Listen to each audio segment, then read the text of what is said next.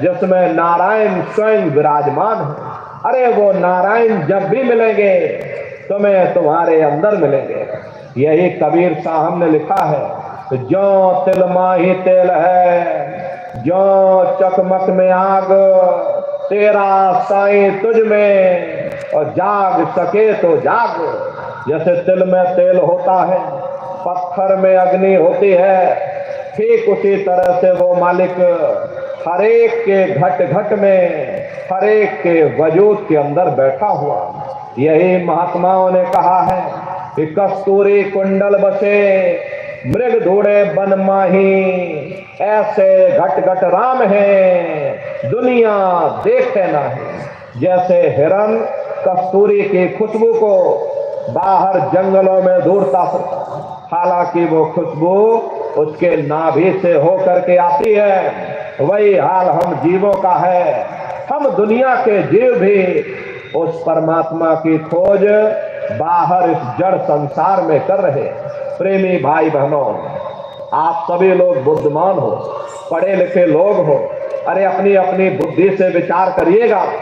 जब उस परमात्मा ने हर इंसान को एक जैसा बनाया, आँख, कान, नाक, मुंह, हाथ, पांव एक जैसे दिए, तो हम आप ये कैसे सोच सकते हैं कि उसने हिंदुओं के लिए अपने मिलने का कोई और रास्ता बनाया होगा, या मुसलमान, सिख या ईसाइयों के लिए अपने मिलने का कोई और रास्ता। अरे मोको कहां ढूंढे रे बंदे, मैं तो तेरे पास में, ना तीरथ में ना मूरत में, मैं तो हूं विश्वास में। ना मैं तीरथ में मिलूंगा, ना मैं मूरत में मिलूंगा, ना मैं अन्य किसी कर्मकांड में मिलूंगा, ना मैं ग्रंथों में मिलूंगा, ना मैं पोथियों में मिलूंगा, ना ही मैं इन किताबों में मिलूंगा।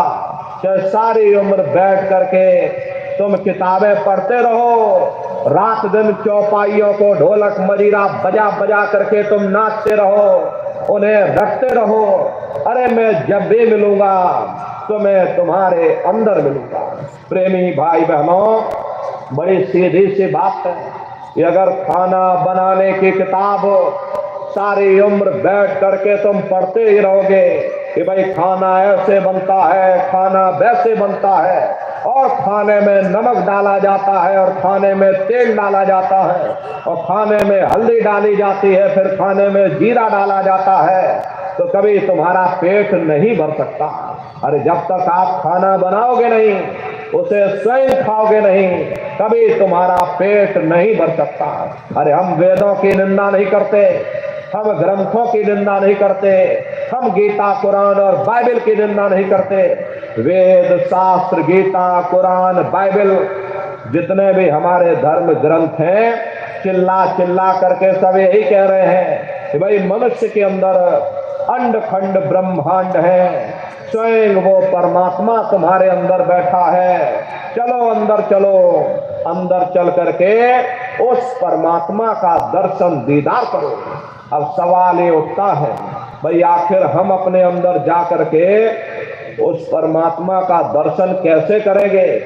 तो इसके लिए संतों महात्माओं ने केवल 3 साधन बताए। साधन 3 सारवर ने, और साधन सब थोथे मान। इस कलयुग में उस मालिक को पाने के लिए महात्माओं ने केवल 3 पूजाएं बताई। पहला है सुमरन, दूसरा है ध्यान, और तीसरा है भजन।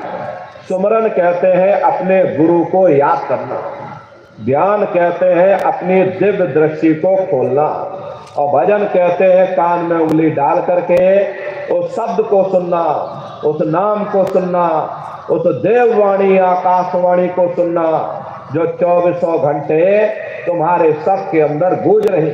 प्रेमी भाई बहनों, ये सुरत शब्द नाम योग की साधना है। जितने भी महात्मा धरती पर आए, उस मालिक को पाया तो सुरत शब्द नाम योग की साधना करके ही पाया।